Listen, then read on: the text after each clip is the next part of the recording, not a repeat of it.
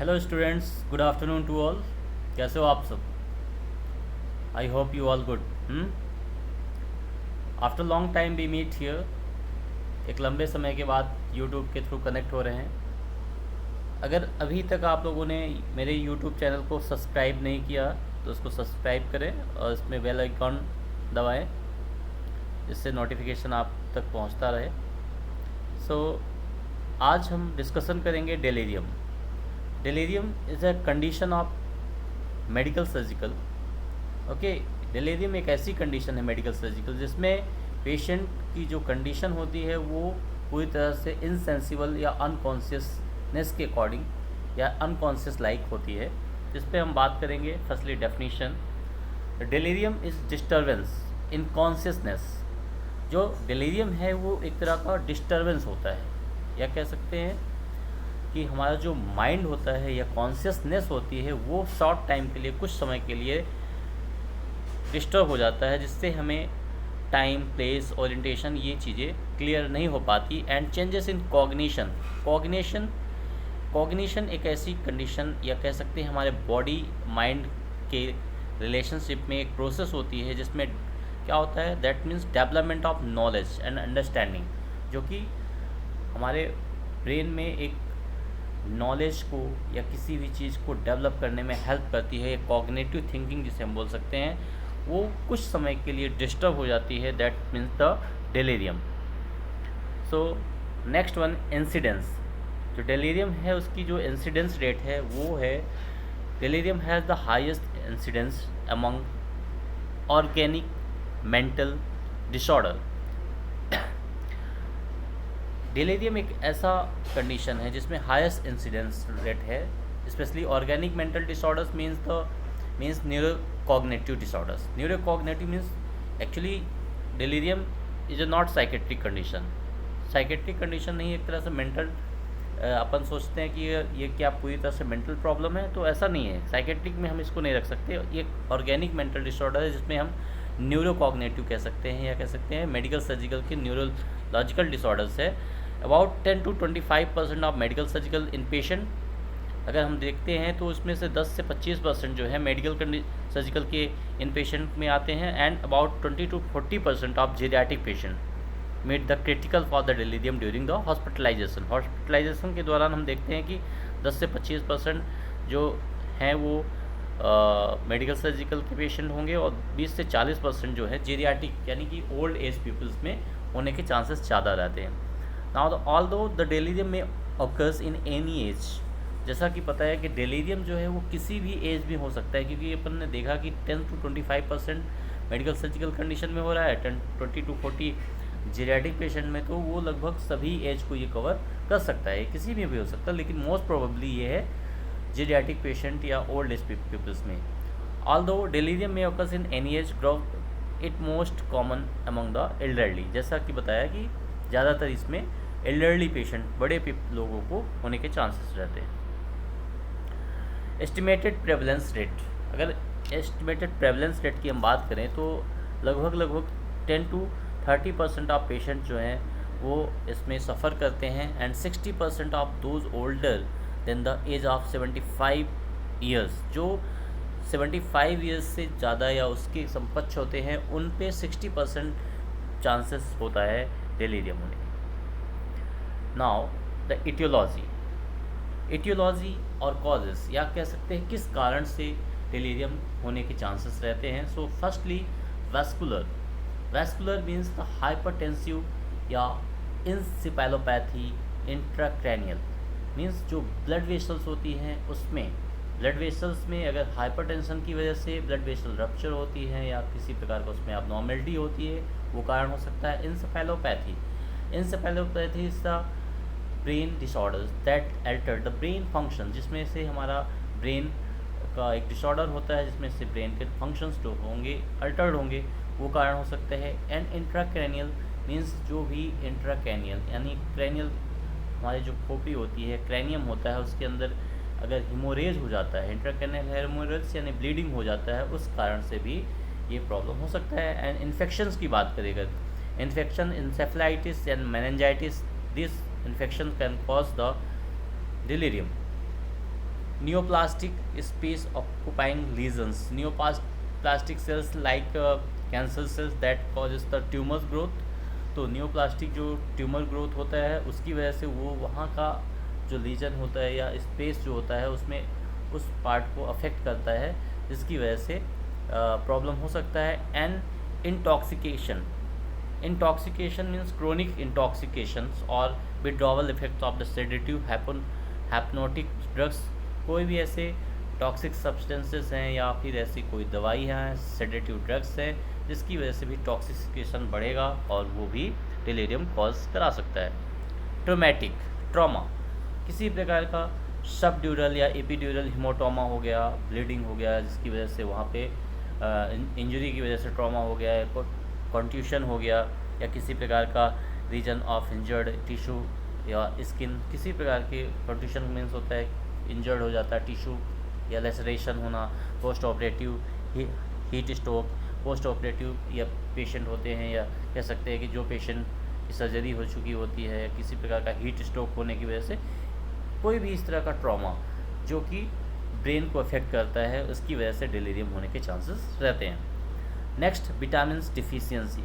सम vitamin like thiamine, vitamin B, जो examples के लिए विटामिन बी की जो कमी होती है, थियामिन्स की, बी कॉम्प्लेक्स विटामिन की, अगर उसकी कमी की वजह से भी डिलीरियम होने के चांसेस रहते हैं। Next, endocrine and metabolic disorders.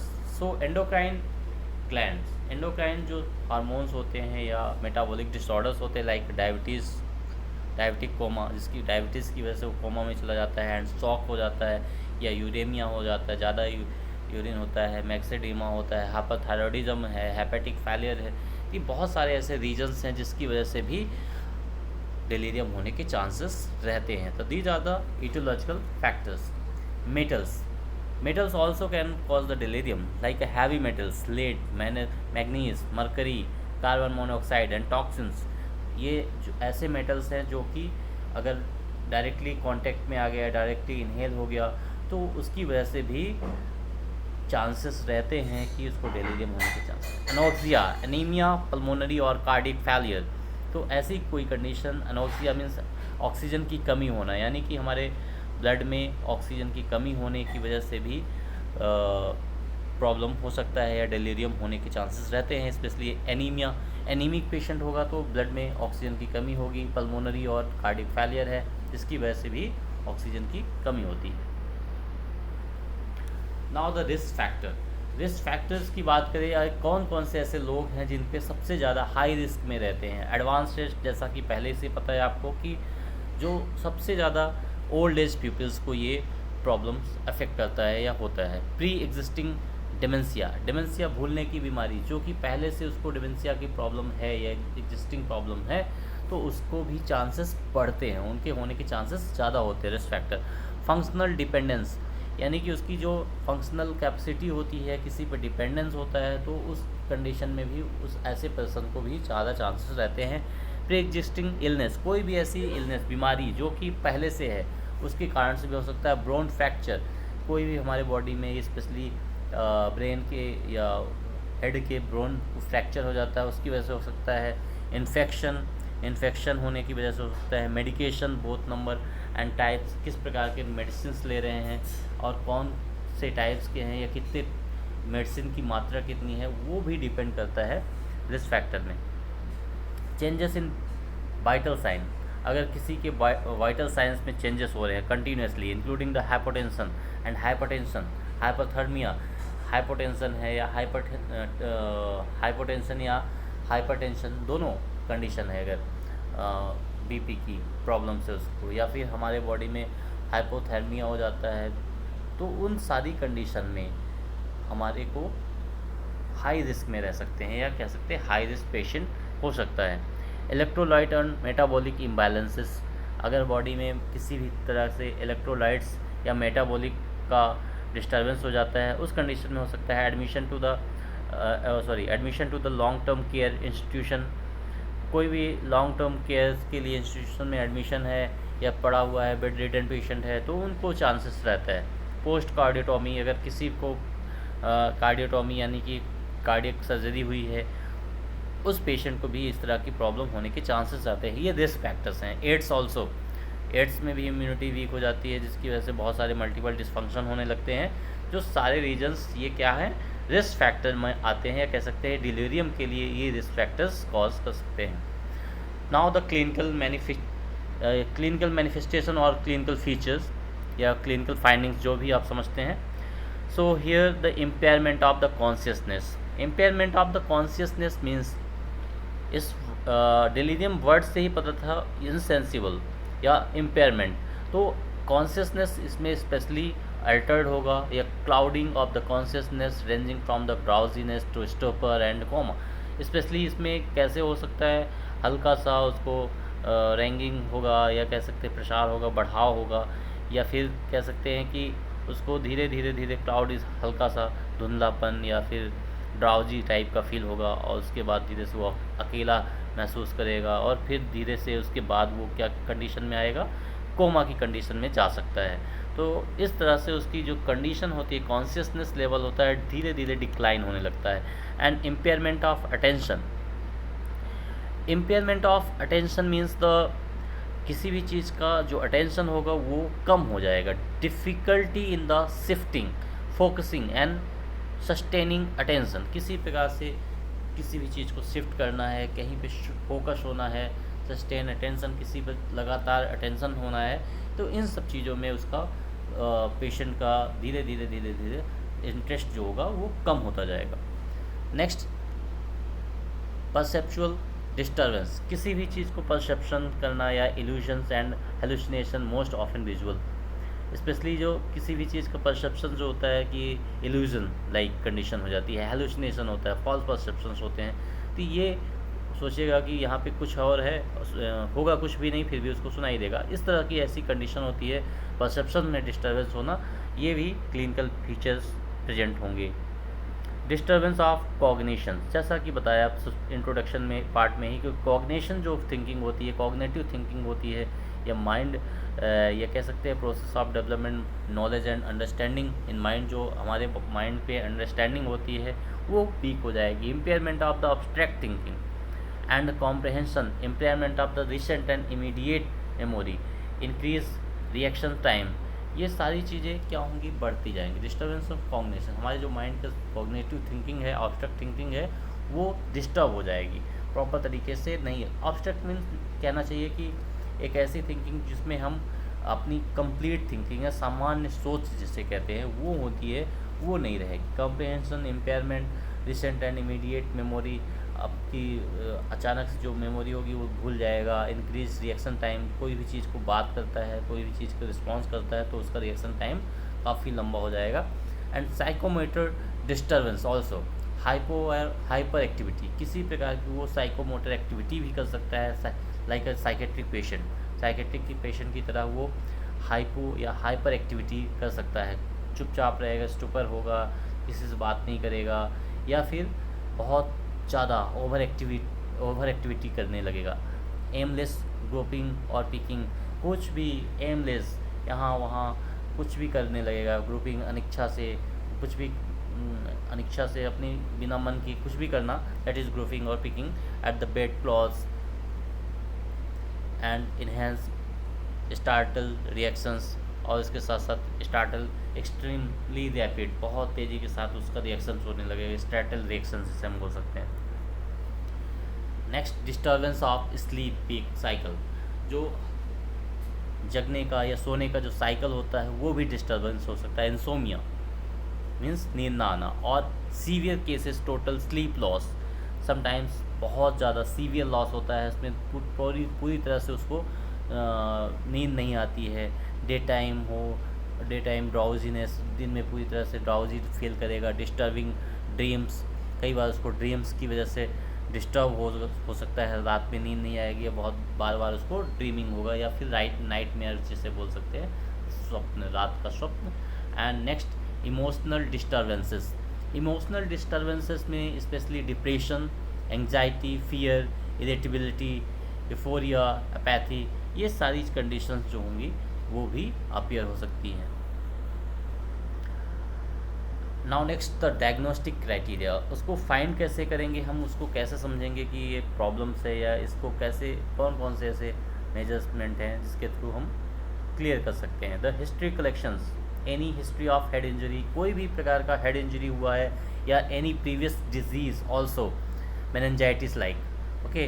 तो इस प्रकार का कोई भी प्रॉब्लम है पहले, ये सब चीज़ें इसको क्लियर करना है। मेंटल स्टेटस एग्जामिनेशन, तो MSc जिसे हम साइकेट्रिक में समझते हैं, मेंटल स्टेटस एग्जामिनेशन, उसका कॉन्शियसनेस लेवल, सोचने की पावर, थिंकिंग, ये सारी कैसी हैं वो सब चीज़ें अपन देखेंगे। And neurological examination, neurological examination में किसी प्रकार का नर्वस सिस्टम से रिलेटेड कोई प्रॉब्लम तो नहीं है, वो सारी चीज़ें करेंगे। हीमेटोलॉजिकल इन्वेस्टिगेशन, उसके साथ ब्लड टेस्ट करेंगे, किसी प्रकार का इन्फेक्शन तो नहीं है ब्लड में, blood RH type, blood grouping जो भी है वो सारी चीज़ें क्लियर करेंगे। ब्लड ग्लूकोज लेवल देखेंगे, उसमें ग्लूकोज की कमी तो नहीं है। ESR, infection erythrocyte segmentation rate, जो इन्फेक्शन रेट को काउंट करता है वो बताएंगे। CBC, urine examination, these all the diagnostic evaluation and test for the memory. और सम ऐसे मेमोरी टेस्ट के लिए कि कैसा उसकी इमीडिएट मेमोरी कैसी है, रिसेंट एंड रिमोट मेमोरी किस प्रकार का उसका रिस्पॉन्स होता है, या उसकी मेमोरी पावर कितनी है, उसको कुछ स्केल के थ्रू समझते हैं। And radiological examination, radiological examination में लाइक एक्सरे, स्कल एक्सरे कर सकते हैं, उसमें किसी का की एबनॉर्मलिटी तो नहीं हुई। CT scan of skull, CT scan के थ्रू हम माइनर चीज़ों को समझ सकते हैं। MRI ऑफ स्कल, और भी काफ़ी सॉफ्ट टिश्यू जो नॉर्मल सिटी स्कैन पे अफेयर नहीं हो सके, उनको भी विजुलाइज करने के लिए मैग्नेटिक विजुलेंस इमेजिंग के थ्रू चेक कर सकते हैं। एंड इलेक्ट्रोइंसेफेलोग्राफी के थ्रू भी उसके इलेक्ट्रिकल मैपिंग करके क्लियर कर सकते हैं उसकी thinking memory. And brain biopsy, अगर किसी प्रकार का एबनॉर्मल सेल ग्रो हो रहा है तो उसके लिए हम ब्रेन बायोप्सी भी कर सकते हैं। And next one is a treatment or management also, that can identification of the causes and its immediate correction. For example, 50 mg of 50% dextrose IV for the hypoglycemia, अगर हाइपोग्लाइसीमिया की condition है तो उसके लिए हम डेक्सट्रोज का 50% दे सकते हैं IV। और स्पेशली इसको जो कंडीशन है, पहले हमें जितना भी डायग्नोस्टिक इवैल्यूएशन मैंने बताया, उन सारी कंडीशन के थ्रू उसमें क्या एबनॉर्मेलिटीज़ हैं, क्या फाइंडिंग्स आई हैं, किसकी कमी है, उसके अकॉर्डिंग उसको ट्रीटमेंट दे सकते हैं। स्पेशली अगर हाइपोग्लाइसीमिया है, उसकी जो ग्लूकोज लेवल है वो कम है, या हाइपोक्सिया है, ऑक्सीजन की कमी है, तो हमें उसके अकॉर्डिंग उसको ट्रीटमेंट प्रोवाइड करना है। और 100 mg B1 IV for the thiamine deficiency, अगर B1 की कमी है या विटामिन B कॉम्प्लेक्स की कमी है तो हमें थायमिन्स को भी 100 mg B1 का देना है। IV fluids for fluid and electrolyte imbalance, और किसी प्रकार का फ्लूइड एंड इलेक्ट्रोलाइट इम्बैलेंस है तो उसके थ्रू हमें IV लाइन के थ्रू उसको भी मेंटेन करना है या करेक्ट करना है। सिम्टोमेटिक मेजर्स, अगर सिम्टोमेटिक मैनेजमेंट की बात करें तो डिलीरियम कोई ऐसा तो मेजर डिसऑर्डर नहीं है, लेकिन बहुत ही कॉम्प्लिकेटेड डिसऑर्डर कह सकते हैं, या बहुत सारा पेशेंट को प्रॉब्लमेटिक कर सकता है। सो इसके लिए हमें कुछ सिम्टोमेटिक ट्रीटमेंट दे सकते हैं। बेंजोडाइज़ेपिन 10 mg डाइज़ापाम और 2 mg लेराज़ोपाम IV। तो ये जो ड्रग्स हैं ये एक तरह से पेशेंट को की कंडीशन को सेडेटिव कर सकती है, और उसकी कंडीशन को थोड़ा सा मेंटेन करती है। हाइपर एक्टिव पेशेंट है तो उसको भी हेल्प कर सकती है। और भी कुछ ड्रग्स हैं लाइक हैलोपेरिडोल और 50 mg या क्लोरोप्रोमाजिन IM में भी गिवन। नेक्स्ट साइकेट्रिक मैनेजमेंट की अगर बात करें तो admit the patient in psychiatric hospital, अगर पेशेंट की जो कंडीशन है वो काफ़ी ज़्यादा वर्स्ट है, या कह सकते हैं क्रिटिकल होती जा रही है, पेशेंट हाइपर एक्टिव हो गया है, तो उस कंडीशन पे हमें पेशेंट को हॉस्पिटलाइज करना है, स्पेशली साइकेट्रिक हॉस्पिटल में। And identify the causes by taking psychiatric history, general history and mental status examination, और ये सारी चीज़ें करना है। एंड डू द इन्वेस्टिगेशन, और उसके साथ साथ इन्वेस्टिगेशन कंटिन्यू करना। नर्सिंग मैनेजमेंट की अगर बात करें, इंटरवेंशंस, हॉस्पिटलाइजेशन। सो हॉस्पिटलाइजेशन में हमें पेशेंट को give comfortable admit the patient of psychiatric ward, give the comfortable bed to the patient. If the patient is agitated, the use of psychic physical restraint may be necessary. Check the vital signs, means admit करेंगे patient को psychiatric ward में, उसके साथ comfortable position देंगे और patient को जो भी एजिटेशंस हैं या किसी प्रकार का उसको भय है या वरीड है, एक्साइटेड है, किसी भी चीज़ से उसको स्पेशली वरी है, कोई प्रॉब्लम हो रहा है, तो उस चीज़ों को हमें हटाना है, दूर करना है, फिजिकल रिस्ट्रेंट देना है, किसी प्रकार का रिस्ट्रेंट यानी कि वो कहीं पे भी किसी प्रकार के लोगों को हार्म ना पहुंचाए, तो उस तरह से हमें प्रॉब्लम्स को सॉल्व करना है। चेक द वाइटल साइन और उसके साथ कंटिन्यूसली इसके वाइटल साइंस को भी फाइंड करते रहना है। Next, therapeutic needs. Therapeutic needs give the drugs prescribe by, means जो भी थेरेपेटिक जो थेरेपीज दी गई है उसको कैसे हमें उसको मेंटेन करना है। Give the drugs prescribe by the psychiatric regularly, जो भी साइकेट्रिक जो ड्रग्स हैं उसको प्रॉपर तरीके से एक टाइम के थ्रू जो प्रिस्क्राइब किया गया है उसके अकॉर्डिंग देना है। Keep the 6 rights in mind, जो भी हमने पहले से पढ़ा है कि जो राइट रूट, राइट डोज, ये 6 राइट्स होते हैं उसको हमें माइंड में रखना है पेशेंट के लिए। And when we give an oral medicine to the patient, see the whether patient swallow in medicine और नॉट। कई बार पेशेंट क्या करते हैं, मेडिसिन को लेके बाहर फेंक देते हैं, तो उसको हमें प्रॉपर तरीके से वॉच करना है कि पेशेंट मेडिसिन टेक कर रहा है प्रॉपरली या फिर नहीं। Observe for any side effect, अगर कोई भी साइड इफ़ेक्ट्स होता है तो उसको भी हमें ऑब्जर्व करना है।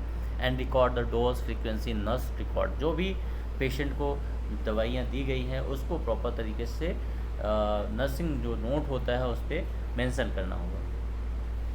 Provide safe environment, restricted the environment stimuli, keep unit com and well illuminated, जो भी इन्वायरमेंट होता है जहाँ पेशेंट रह रहा होता है उसको पूरी तरह से रिस्ट्रिक्टेड इन्वायरमेंट होना चाहिए, वहाँ पे कीप कॉम बिल्कुल शांत वातावरण होना चाहिए। There should be always be somebody at the patient bed side ensuring the supporting, और हमेशा एक कोई ना कोई वहाँ पे बेड के साइड पे पेशेंट के होना चाहिए, जिससे किसी प्रकार का अगर प्रॉब्लम होता है तो उसको वो हैंडल कर सके या इंश्योर कर सके, किसी प्रकार का प्रॉब्लम्स को सॉल्व कर सके।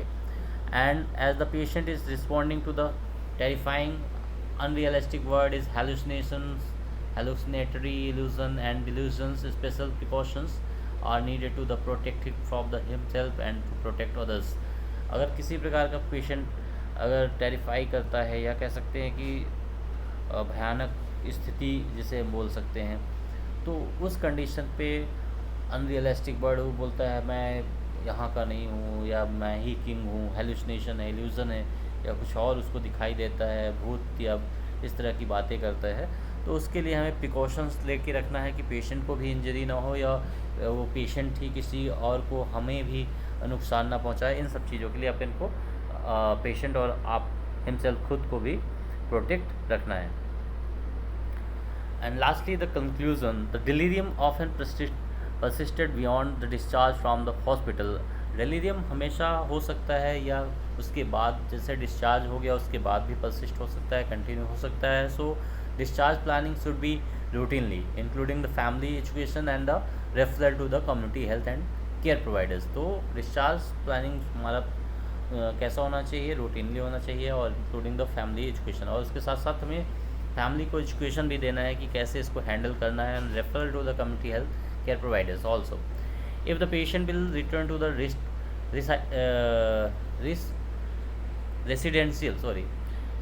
if the patient will return to the residential long-term care setting, the communication will facility staff about the patient's hospital stay and treatment remain in crucial। अगर उसमें रेसिडेंशियल प्रॉब्लम्स हो सकती है तो उसको पेशेंट को वहीं पे रखना है और खुद से ही हॉस्पिटलाइज करके इसको प्रॉपर तरीके से क्रूशियल ट्रीटमेंट देना होगा। Okay, it's all about the delirium. I hope you all understand, आप सबको समझ में आ गया। अगर समझ में नहीं आया, किसी प्रकार का किसी भी प्रॉब्लम किसी भी पॉइंट पे अगर डाउट्स है तो आप लोग कमेंट बॉक्स में जाकर डाउट्स को अपने मेंशन कर सकते हैं और किसी प्रकार के सजेशन देना हो उस पर भी फोकस कर सकते हैं। Okay, thank you.